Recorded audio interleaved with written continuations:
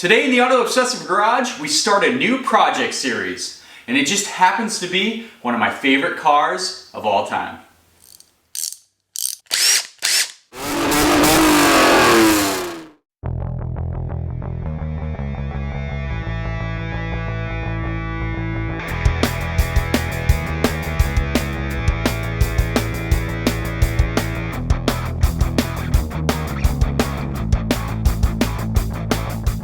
Welcome back to the Auto Obsessive Garage. Chadwick with you again for the start of a new project series. I am very excited about this one, guys, because it does feature one of my favorite cars of all time, a very rare car, and I must also admit, this is the third one of these cars I've owned in my life. So I might be a little biased about that opinion, but that's cool. That's what we do. I'm obsessed with these cars, so it's just the way it is. Without further ado, I'm going to introduce you to the car. It is a 1992 Mitsubishi Galant VR-4. We're going to do a brief history because this car does have a really cool history, and it's kind of what drew me to the car in the first place. Man, I've been into these cars for a while. I purchased my first Galant VR-4 in 2004, so yes, if you're keeping track at home, that's over 16 years ago. So to say I've been into these cars for a little while would be a slight understatement.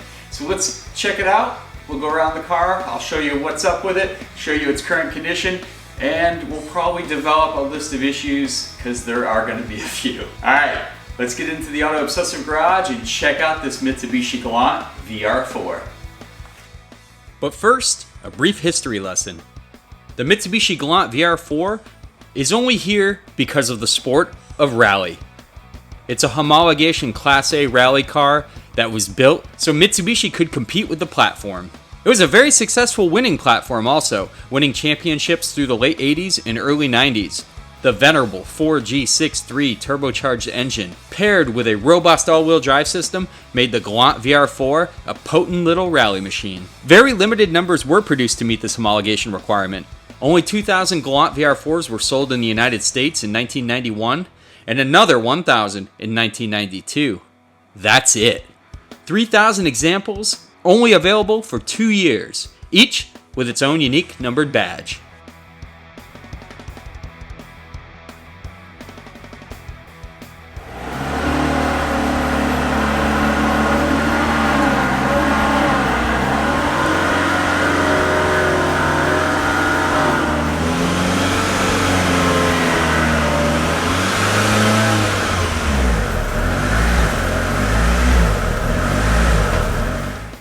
Here's our 1992 Mitsubishi Galant VR-4. Let's do a tour of the exterior of the car, and I can show you the condition it's in.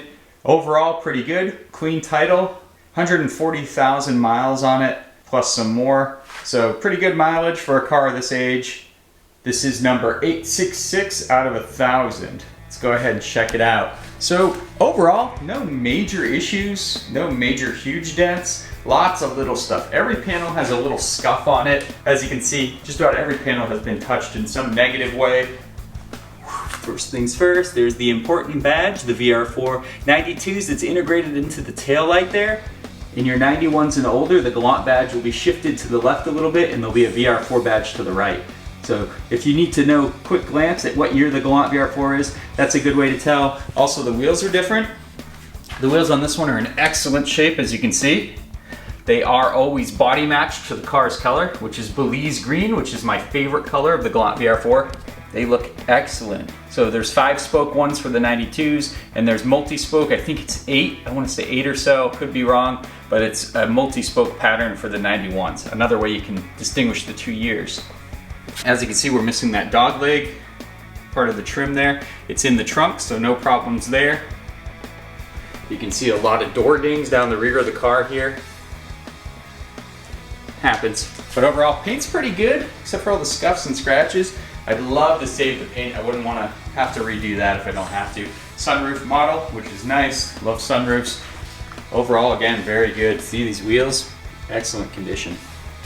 Come around to the front of the car. Some weird, I don't know if this is some kind of chemical that was spilled on it, but we'll probably have to take care of that at some time. Hood, everything looking great. Here's the other distinguishing feature. The grille is different between 91 and 92. 91 has a chrome grille. 92 has this more modern looking one with the plastic slats that match the slats down here in front of the intercooler and radiator. Very cool stuff. So as you can see as we go around the car, we're in pretty good shape. Like I said, you can see scuffs just about everywhere. Along the side here, this door's a lot better, only a couple little dings. Not bad at all, right? Love the Blues green, one of my favorite colors.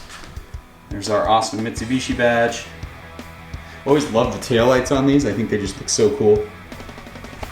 It's got some purpley tint on there. As you can see, it's starting to peel up. We'll be pulling that out, and you know how much fun that is. But overall, I gotta say the exterior of this car is fantastic. Onto the interior of the Galant VR-4. Excellent condition. So the other thing, this is a completely unmodified car, and I say that as I show you a clearly aftermarket steering wheel. It's a really nice one, NRG steering wheel.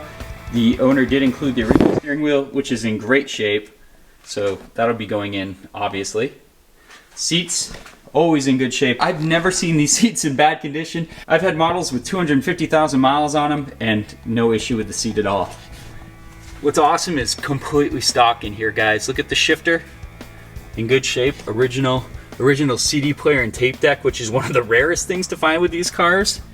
Your gauge cluster, very straightforward, very large, easy to read gauges. That badge number 866 out of 1,000. Love the badge. Overall, really good shape. Of course, back seat's in really good shape. We've already sourced some windshield wipers. That's gonna be an exciting future episode. But just look at it, it's wonderful. We've got the sunroof going on. Great condition in here. As you can see, the front of the car is also in pretty good shape. You can see the tiny little intercooler there on the left side in that hole, or maybe you can't see it. You can also see those red horns, like this was some kind of Subaru. So we're gonna get those out of there and go back to the stock vehicle horn, make it look a little less showy, but let's pop the hood and see what we're working with here. The Galant VR-4 has one of the heaviest car hoods of all time. Pardon me while I lift it here. The party piece of the Mitsubishi Galant VR-4, the 4G63T, turbocharged 2-liter dual overhead cam engine, completely stock configuration. When's the last time you opened the hood on one of these and saw the stock airbox? This is a very rare sight. Now you are seeing some aftermarketness. If you really look, you can see that red cable. There was a sound system in at one point, and I think there are some adjustments made, so we're probably going to undo all of that work. And also these horns being run in the front, we'll take care of that and get those out of there. But we're going to return this back to stock condition. It's just so cool to see one like this. A little damage here, we might just pull this down to make it look clean. A lot of cleaning to do under here. Very dirty, as you can see. Car does run pretty good, so we'll get to that in a little bit when we really start diagnosing it. But as you look around this engine bay, it's so cool to see one in stock configuration. And although I love 80s and 90s cars, it's when you get under the hood of one of these that you realize, man, this is when analog, digital technology started to really mesh, and it can make it pretty complicated. If you're looking at this, you see nothing but wires, vacuum lines, all kinds of fun stuff, and that's what makes these cars challenging. But overall, a stock engine bay, I'm pretty happy to work with this. So we'll make this happen. All right, let's talk about the issues with this Galant VR-4. So we've got the trunk release down here. Yeah, not connected. And those kind of things can be a real pain in the butt to source because that cable runs all the way the length of the car back to the trunk. So we do have the key. So let's go ahead and pop the trunk because there's some really good stuff going on there. So put that trunk release as one of our issues for sure. The best way to find a trunk is full of spare parts. This is awesome. So it looks like we have some suspension pieces, not sure what they came off of. We'll have to look into that and see what's happening. There's our dog leg that we're missing on the rear of the car, so we'll get that. Needs to be sanded down. These always did catch a lot of rock chips the way they were shaped. There's our stock steering wheel right here, in excellent condition. What else do we got going on in here? I don't know, a little bit of everything. We got some brakes, so that'll save us some money there, which is nice. Random parts mixed in here. I really look. Yeah, we got some good stuff in here. There's the rest of the shocks. I wonder what those are. I'll have to look at that. We also have, what else do we have? Look at that, guys. 5 lug hubs. That is pretty cool. What a bonus that is. So that's what I was looking at. We got the 5-lug conversion hubs in there. That's wild to include that. Got a Gates timing belt kit. I mean, this is pretty awesome. There's the rest of our brakes. Yeah, that is not a bad deal. Looks like we have a suspension set up. Looks like we've got 5-lug hubs if we ever wanted to super convert this thing. Those are worth quite a bit of money. And then timing belt and brakes. That's a pretty awesome trunk full of goodies if I do say so myself. Gotta love that. So let's get back in the engine bay here. I want to cover some of these issues. I know for a fact I didn't get a history record, but I guarantee that timing belt water pump needs to be done. So that's a pretty involved job. We'll do that. We're going to do all basic maintenance under here. So plugs, wires, we'll do timing belt, water pump, all accessory belts, which just happen to be on this side of the engine. It's a pretty tight job, but doable. We'll probably bust out that motor mount to get access and get down in there.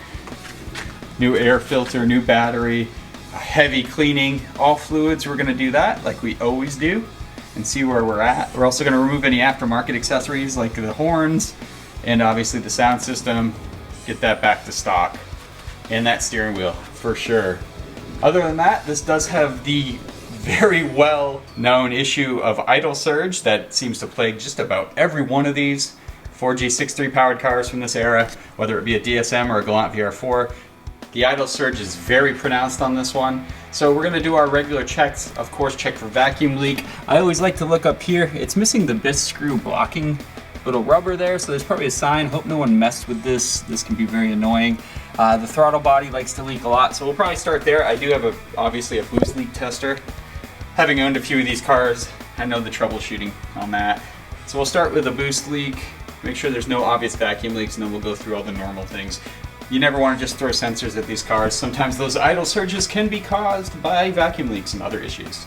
So we've got some work to do. The only other issue I take a little offense to is that this car has an aftermarket clutch. It has a very heavy clutch, and I mean for no reason. I think the previous owner maybe was thinking about building this thing up, in which case, yeah, upgrading the clutch is a good place to start, but it's got an extremely heavy clutch in it for a stock car. So I might, even though it's new, replace that for a more OEM feeling clutch. I think the drivability of these cars with a heavy clutch really takes the dive, and if I'm not planning to make any more power, why keep it in there? It really impacts the drivability, makes it not so much fun. So we'll get a feel for it. I think once I get the idle surge down, we'll reevaluate if the clutch needs to be replaced, but overall, a lot of maintenance to do under here. The tires are in really good shape. They're Bridgestones, but they are very old, and I'm not a huge fan of riding on old tires. If you look at the time date there, yeah, that's a 2002 date.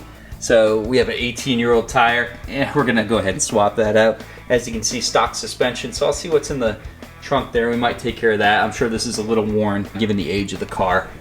And then obviously we'll jack the car up and see what's going on under there. Again, very happy with the overall condition. These things tend to hold up very well in the interior.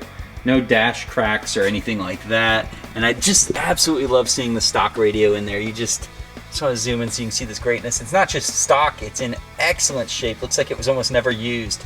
And it is the CD cassette tape combo, which is the premium option at the time. So that's fantastic. And again, that amazing badge that makes these cars so special. Flexion right, so you can see the number 886. So in the past, I've owned a 91, which was number 989 of 2000, also in Belize green. And I've owned a 92, another one, a very heavily modified Summit White, and the number on that one was 141 out of 1,000. So now we have 886 out of 1,000. Making this my third Galant VR-4. Yes, I have a problem. We'll have to keep that wheel for maybe a little race car project in the future. So there we have it, our new project in the Auto Obsessive Garage, a 1992 Mitsubishi Galant VR-4. Again, one of my favorite vehicles of all time. Just love these things, and I can't wait to get wrenching, and we'll have lots of wrenching opportunity because this needs a lot of work. So tune in. We're going to restore this back to stock shape, make it beautiful, make it run well again. They really are an awesome car. I think they have an awesome history, and they justify a restoration for sure. So keep following the series in the Auto Obsessive Garage, and again, thanks for stopping by to check out the channel. Take care, guys. We'll see you next time.